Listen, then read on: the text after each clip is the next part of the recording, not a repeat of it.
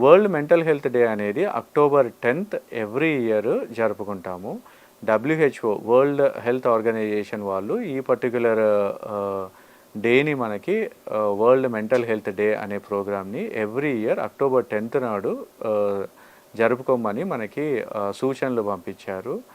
ముఖ్యంగా ఈ డే యొక్క ఇంపార్టెన్స్ ఏంటంటే, మెంటల్ హెల్త్ యొక్క ఇంపార్టెన్స్ సొసైటీలో జనరల్ పబ్లిక్లో బాగా తక్కువగా ఉండింది.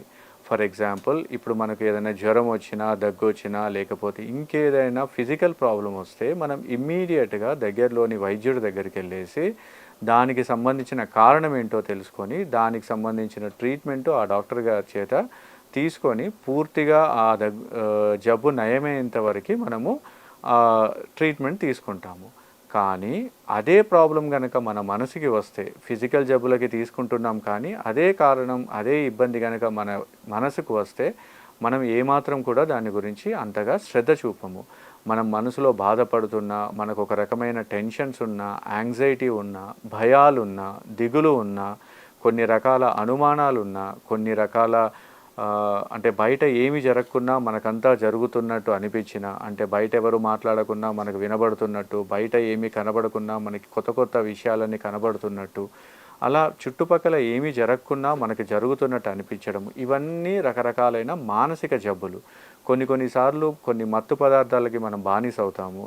ఆల్కహాలు, గాంజా, కెన్నబిస్, కోకైన్, అట్లా వివిధ రకాలైన మత్తు పదార్థాలకు కూడా మనం బానిస అవుతున్నాం.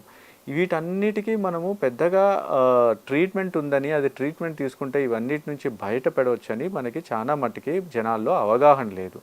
దీనివల్ల ఏమవుతుందంటే చాలామంది సైలెంట్గా ఈ ఇబ్బందులతో సఫర్ అయ్యి, దానితో పాటు బయట సొసైటీలో ఉన్న స్టిగ్మా, మనకి సినిమాల వల్ల కానీ, వివిధ రకాల మీడియాల వల్ల కానీ, లేకుంటే సమాజంలో మొదటి నుండి ఈ మానసిక వ్యాధుల పట్ల ఉన్న వివక్ష వల్ల కానీ, ఒక రకమైన స్టిగ్మా వల్ల కానీ ఎవరు కూడా వాళ్ళ యొక్క మానసిక ఇబ్బందులకి ట్రీట్మెంట్ కోసం ఏ డాక్టర్ దగ్గరికి కానీ, ఏ ఒక్క హాస్పిటల్కి కానీ వెళ్ళడానికి ఇష్టపడరు. ఎందుకంటే ఒక్కసారి నేను మానసిక ట్రీట్మెంట్ తీసుకుంటున్నాను అని బయట జనాలకి తెలిస్తే ఎక్కడ చిన్న చూపు చూస్తారో అనే ఒక భయంతో వాళ్ళు సైలెంట్గా సఫర్ అవుతారే తప్ప కానీ ట్రీట్మెంట్కి అయితే తీసుకోరు. సో దీనివల్ల ఏమవుతుందంటే ఓవరాల్గా మన జనాభాలో చాలామంది సైకియాట్రిక్ ఇల్నెసెస్తో బాధపడుకుంటూ వాళ్ళ యొక్క ప్రొడక్టివిటీని 100% ఇవ్వలేక, జనరల్గా వాళ్ళు 100% లివ్ చేయగలిగే కెపాసిటీ ఉన్నా దాంతో లివ్ చేయలేక వాళ్ళ దగ్గర నుంచి 100%